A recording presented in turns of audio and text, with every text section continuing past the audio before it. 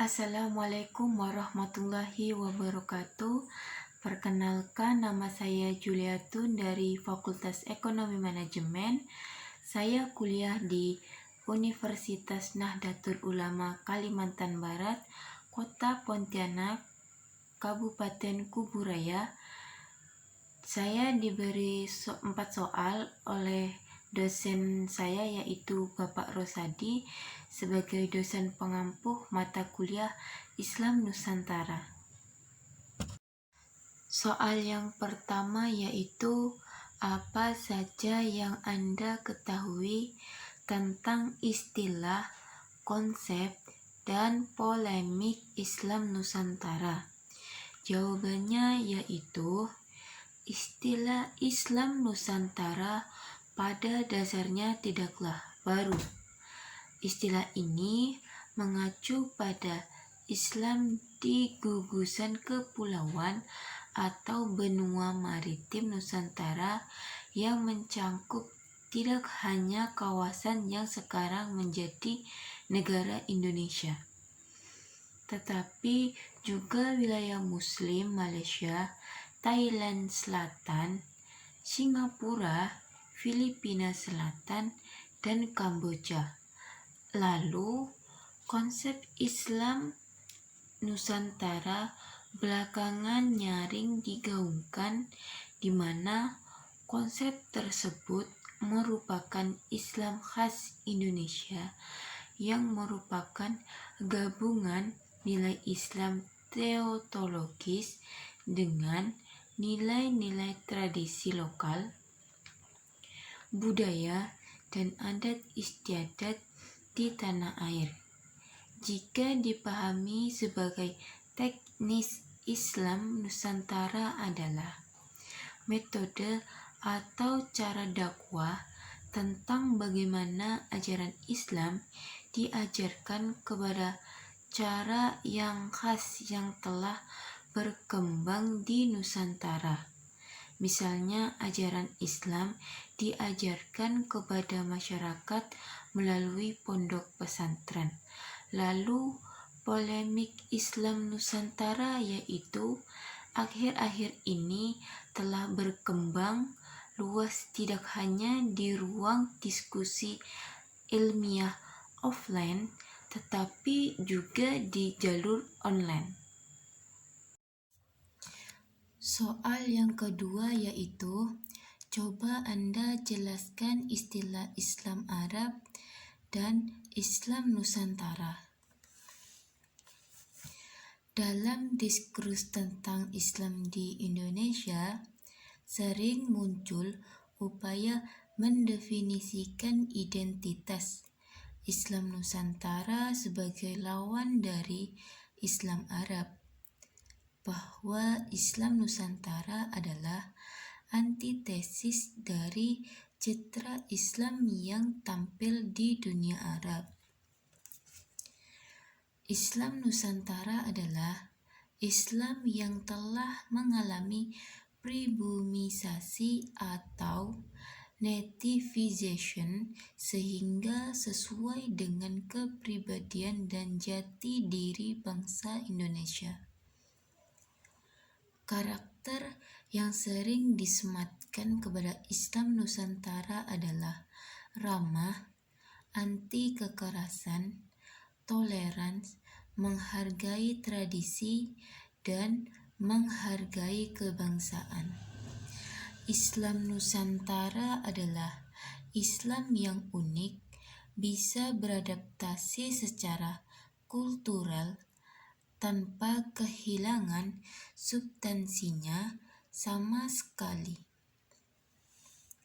Kebalikan dari Islam Nusantara, Islam Arab sering diasosiasikan dengan beberapa sifat negatif, seperti kekerasan, diskriminasi, dan pelecehan terhadap perempuan, tidak menghargai tradisi dan warisan sejarah yang digambarkan dengan penghancuran dari Mekah dan Madinah, serta kecenderungan menolak inovasi dalam pemikiran keagamaan.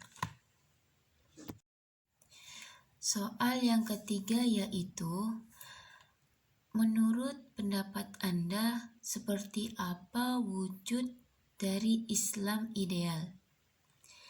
Islam yang menjadi ciri khas Islam di Nusantara yang menurut para ahli adalah Islam yang unik, yang lebih toleran, ramah, dan damai.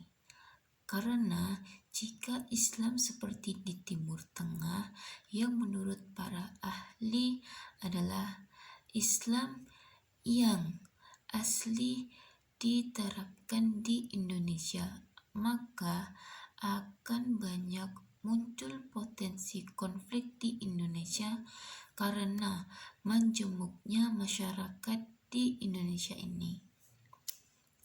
Lalu, Islam ideal adalah mempunyai akidah yang kuat, ibadah yang kuat, dan akhlak yang mulia. Agama yang damai dan setiap muslim hendaknya menjaga perdamaian. Seorang muslim berserah diri kepada Allah dan mengikuti ajaran Islam yang taat. Islam adalah agama yang penuh keselamatan. Jika seorang muslim menjalankan ajaran Islam dengan baik, maka Allah akan menyelamatkannya baik di dunia maupun di akhirat. Momentum kebangkitan Islam itu tidak hanya berkembang secara alami, tetapi juga terancam dan terarah. Soal yang terakhir atau yang keempat yaitu, apa pendapat Anda dengan istilah Islam damai untuk dunia? Islam damai untuk dunia adalah Islam merupakan agama yang mengajarkan umatnya untuk cinta damai atau senantiasa memperjuangkan perdamaian, bukan peperangan atau konflik dan kekacauan. Agama Islam adalah agama yang sesuai dengan fitrah dan sunnatullah. Disebut Islam karena agama ini mengajarkan tata cara hidup yang sesuai fitrah dan ritme sunnatullah. Untuk memperoleh kehidupan yang damai dunia maupun akhirat. Islam artinya menjadi orang yang selalu mencintai ketentraman dan kedamaian. Hidupnya selalu dipenuhi ketentraman, aman, dan damai.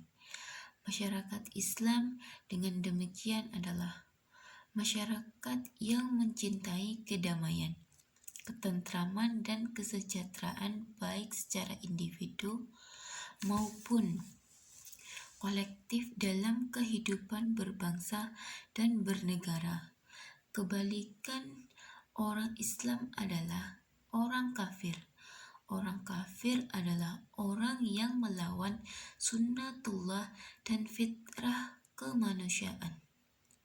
Tidak mencintai kedamaian dan ketentraman, melawan kebenaran dan melawan para utusan Allah.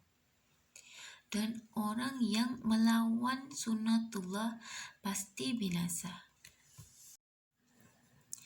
Itulah tadi jawaban-jawaban dari soal-soal yang diberikan oleh Bapak Rosadi sebagai dosen pengampuh mata kuliah Islam Nusantara. Jika ada salah dan kurangnya saya dalam menjawab soal tersebut, saya mohon maaf. Saya akhiri. Assalamualaikum warahmatullahi wabarakatuh.